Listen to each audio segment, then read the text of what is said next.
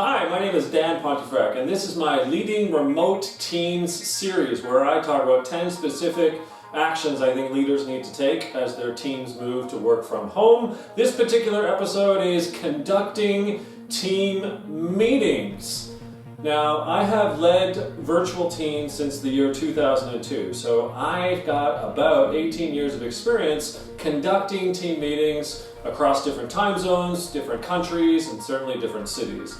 Here are some of my tips. First of all, you gotta use a technology. Con calls is not an option only.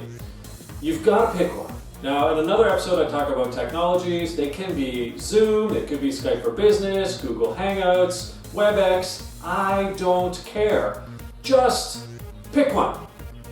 Pick one and use it. The reason being is that you need people to put on their webcams. You've been used to having face-to-face meetings for however long. You go into a meeting room and you're like, hey Sally, hey Jimmy, hey Sandeep, how are you?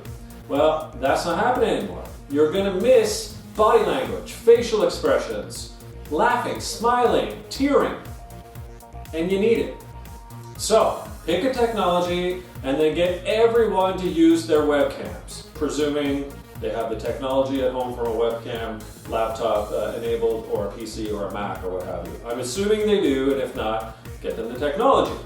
Number 3 is, when you're having these meetings, use PowerPoint or whatever you choose, Google presentations, and have slides ready there to sort of take you through the agenda.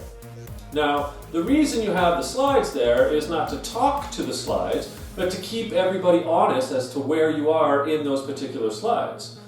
That's important because otherwise people aren't sure where the meeting's going because again, they're just looking for direction. So I would say use slides as a way in which to keep you focused as the leader in where you are in the agenda of a meeting, forcing you to also set an agenda for the meeting.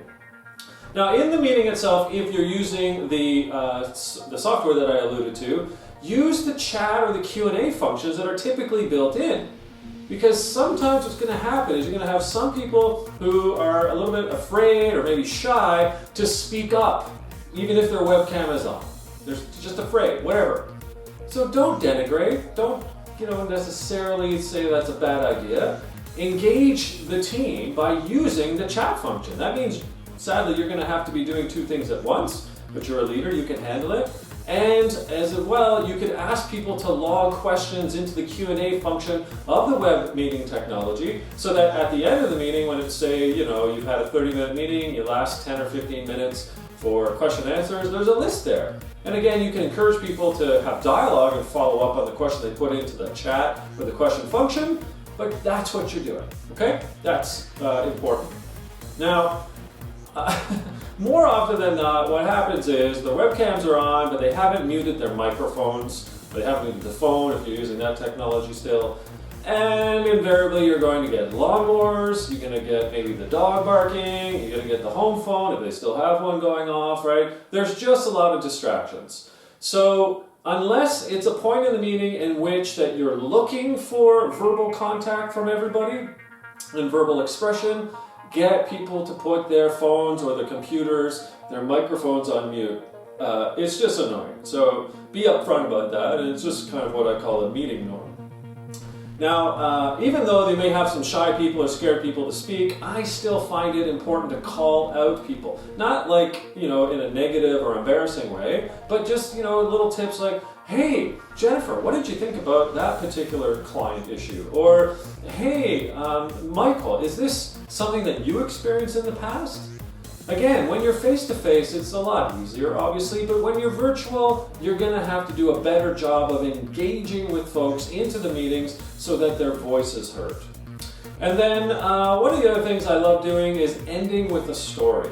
So the story could be client-based, it could be maybe public sector, municipal-based, if that's what you're in. It could be personal, it could be involving one of your team members, it could be involving the organization. Just have something that's connecting the dots, not necessarily to the meeting, but a way in which for the team to see that there's more going on, right? It's not just about the check-in meeting, the team meeting that we've just had, but it's something else, right? And maybe it's current events. given the fact that we're all working from home, maybe you can bring in, good news stories of things that have happened in people's recuperation, let's say, of COVID-19, or something that has to do with the elephant in the room, which is we're having a virtual meeting because we're no longer allowed to work at the office because there's a pandemic. Well, it's a good time to share something that's touching, maybe feeling-wise, and feel-good stories. So that's what I do. Now, out of all of these kind of conducting team meeting suggestions that I have for you, I think they're pretty easy. But at the end of the day, as I said in another episode, you're going to want to also conduct a team norm. How long are these meetings supposed to be? Maybe they should be more frequently. That's something that you're going to want to do to ensure that the team knows that it can meet formally, but maybe there's ways in which for the team meetings to happen without you and kind of informally as a team. That's also something you want to discuss as part of your team norms exercise. With that, that's the end of another episode of Leading Remote Teams. I'm Dan Pontefract. Thanks for watching.